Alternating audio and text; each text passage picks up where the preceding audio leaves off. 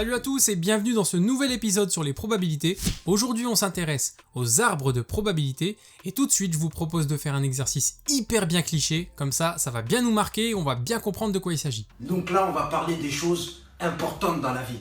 Il faut remplir ça. C'est pas en faisant des abracadabra. Allez, remplis. Il se remplit pas comme ça mon gars. C'est pas comme ça qu'il se remplit. Faut travailler. Ben ouais, logique.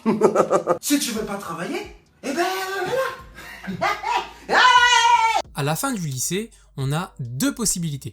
Soit on a le bac, soit on l'a pas.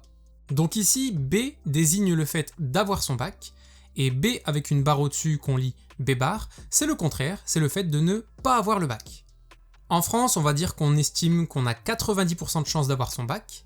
Alors mieux vaut l'écrire sous cette forme, 0,90, parce que je vous rappelle que 90% c'est 90 sur 100 et donc 0,90. Je sais, tu m'apprends rien là en fait. Donc déjà, première astuce, quand vous avez un arbre de probabilité, privilégiez l'écriture décimale, c'est mieux. Alors automatiquement, si vous avez 90% de chances de l'avoir, c'est que vous avez 10% de chances de ne pas l'avoir. Donc ça peut paraître bête, mais c'est la première étape.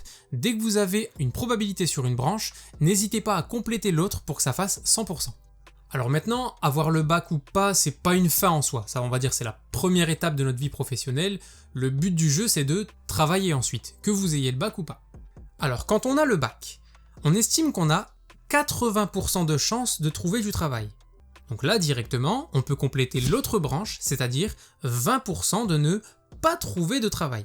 Alors là, par contre, j'ai juste une toute petite parenthèse à faire. Alors attendez, je vous ai pas dit. Pour le bien de cette vidéo, j'ai mis des nombres pas trop difficiles, qui sont peut-être pas exacts dans la réalité. Donc les experts en politique, c'est pas la peine de venir me dire ouais, non, tu dis n'importe quoi. Bref, lâchez-moi, laissez faire mon exercice tranquille, merci. C'est faux, c'est tout, c'est faux. La différence, c'est à métier égal, à compétence égale et à travail égal, c'est faux. Parce que j'ai des chiffres qui prouvent que c'est faux. Et c'est quoi ces chiffres? Mais comme les vôtres, c'est quoi ces chiffres? Je reprends avec mes nombres hyper faciles.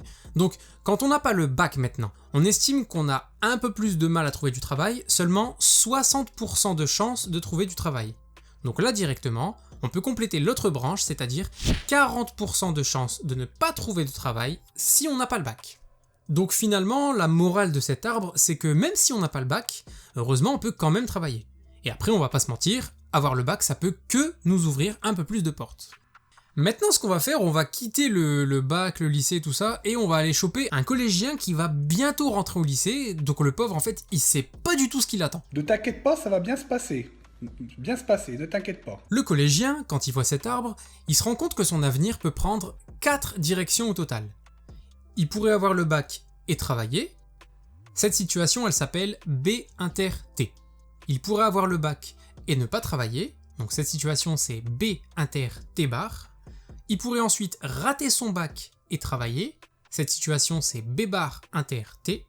Et il pourrait rater son bac et ne pas travailler. Cette situation, elle s'appelle B bar inter T bar. Et tout de suite, un truc qu'il faut retenir par cœur, pour calculer la probabilité d'une situation. Il faut suivre le chemin qui nous intéresse et multiplier les nombres que l'on rencontre sur le chemin. Par exemple, le collégien, lui, dans l'idéal, il voudrait avoir son bac et ensuite travailler. Donc maintenant, pour calculer la probabilité de l'événement B inter T, on fait 0,90 fois 0,80. Ça nous donne 0,72. Ça veut dire concrètement que le collégien, au moment où il rentre au lycée, il sait qu'il a 72% de chance d'être dans cette situation plus tard, c'est-à-dire avoir le bac et travailler. Un autre exemple, si on s'intéresse à l'événement rater son bac et trouver du travail derrière. La probabilité de cet événement, ce serait 0,10 fois 0,60 et c'est égal à 0,06. Donc concrètement, ça veut dire que le collégien, au moment où il rentre au lycée, il sait qu'il a 6% de chance d'être dans cette situation plus tard. Et donc en fait, le collégien se rend compte qu'il a deux façons d'obtenir du travail plus tard. Un chemin qui passe par la réussite au bac et un autre chemin qui passe par l'échec au bac. Donc maintenant, au total, si on veut savoir quelle est la probabilité de trouver du travail, peu importe la situation, qu'on ait le bac ou pas, ça c'est pas le critère, notre seul objectif ici c'est de trouver du travail. Pour calculer la probabilité de T, trouver du travail, on dit que on a la probabilité de B inter T plus la probabilité de B bar inter T. Autrement dit, plus tard, parmi tous ceux qui vont travailler, il y en aura certains qui auront le bac et il y en aura certains qui ne l'auront pas eu.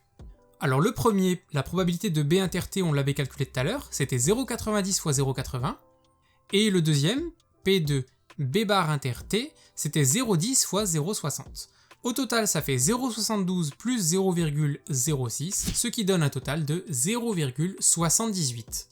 Et ça veut donc dire qu'à l'avenir, le collégien a 78% de chance d'avoir du travail, qu'il ait le bac ou qu'il ne l'ait pas eu.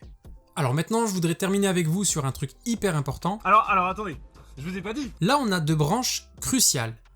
Celui qui est ici, en jaune, lui, il cherche du travail. Donc déjà, c'est plus un collégien, parce qu'il a eu le bac, il est en train de chercher du travail. Et celui qui est ici, en rouge, lui aussi, il cherche du travail.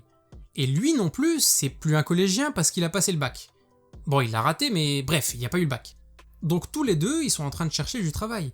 On serait tenté de dire qu'ils sont dans la même situation, mais pas du tout. Ils sont pas vraiment à égalité. Parce que le premier, il cherche du travail, sachant qu'il a le bac. Donc on va noter que 0,80 c'est quoi? C'est la probabilité de trouver du travail, sachant qu'on a le bac. Donc on va mettre un petit b ici pour indiquer que la personne a eu le bac. Alors que le second, il cherche du travail, sachant qu'il n'a pas eu le bac. Donc on va noter que 0,60, c'est la probabilité de trouver du travail, sachant qu'on n'a pas le bac. Donc on va mettre un petit b bar juste en dessous. Les deux cherchent du travail, mais il y a une condition. Et c'est ce qu'on appelle les probabilités conditionnelles. On aura l'occasion de les revoir dans un épisode la prochaine fois. Je vous remercie, n'oubliez pas de vous abonner, et je vous dis à bientôt.